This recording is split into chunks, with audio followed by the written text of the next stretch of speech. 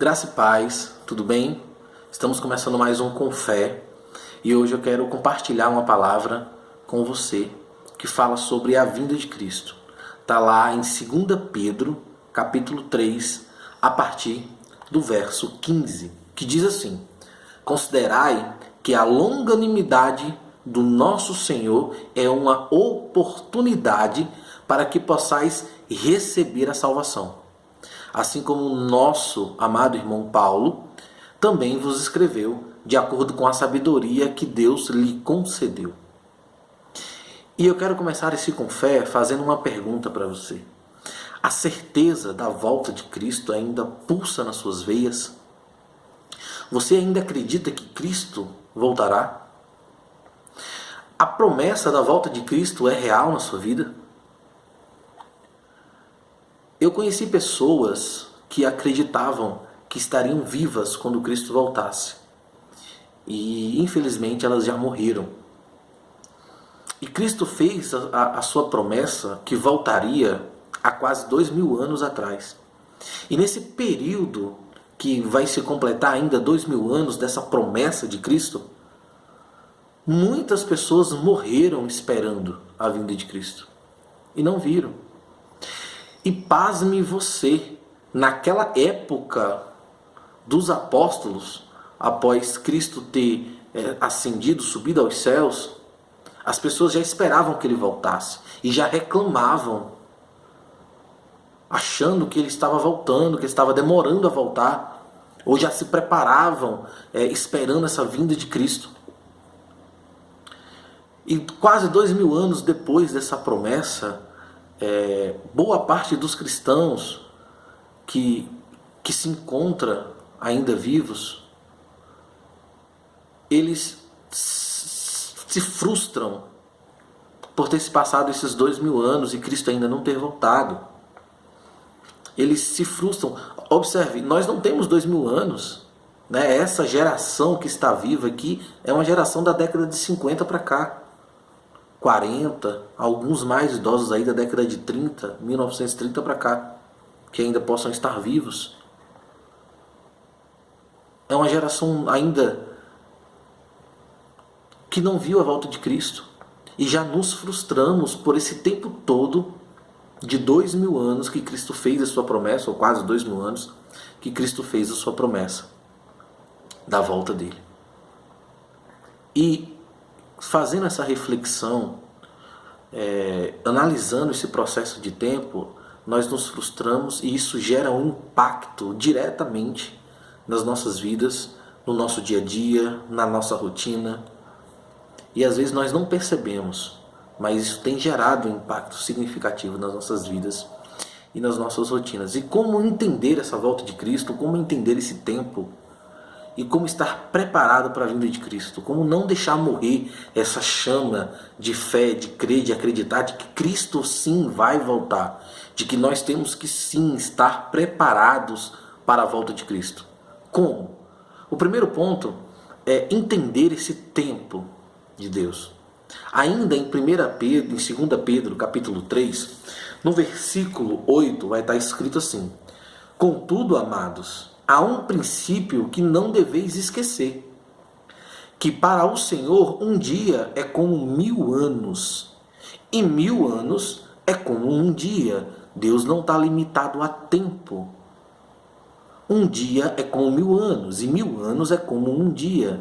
Deus transcende na dimensão tempo. Ele não é um ser humano que está limitado a um determinado tempo. Então, tempo para Deus é relativo. A gente precisa entender isso. Ainda continuando no versículo 9, diz assim: O Senhor não se atrasa em cumprir a sua promessa, como julgam alguns. Ou seja, as pessoas naquela época já estavam julgando que Cristo estava atrasado. O texto continua: Pelo contrário, ele é extremamente paciente para convosco e não quer que ninguém pereça, mas que todos cheguem ao arrependimento. E aí a gente volta para o versículo que nós lemos no começo. Que a longanimidade do Senhor deve ser vista por nós como uma oportunidade de nos arrependermos, de estarmos sempre preparados para a sua vinda.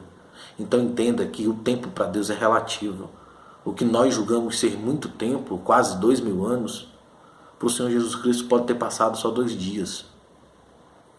E entendendo isso, a gente acalma o nosso coração e alimenta essa fé, essa crença de que sim, Ele vai voltar. Sim, eu creio que Ele vai voltar. E o segundo ponto que eu quero falar com vocês é introduzir o modelo de vida cristã estabelecida por Cristo e vivida por Ele.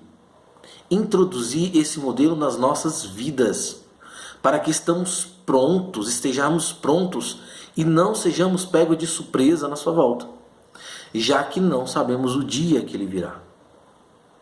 A Bíblia fala que Ele virá repentinamente como um ladrão. Nós não sabemos nem o dia nem a hora. Cabe a nós apenas estarmos prontos para que não possamos ser pegos de surpresa.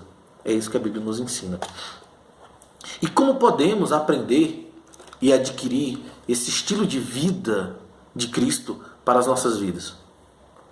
Primeiro ponto, lendo a palavra de Deus, lendo a Bíblia, lendo os evangelhos, entendendo a vida, o modo de vida que Cristo vivia e meditando nos seus ensinamentos. A meditação ela é algo importantíssimo para a leitura.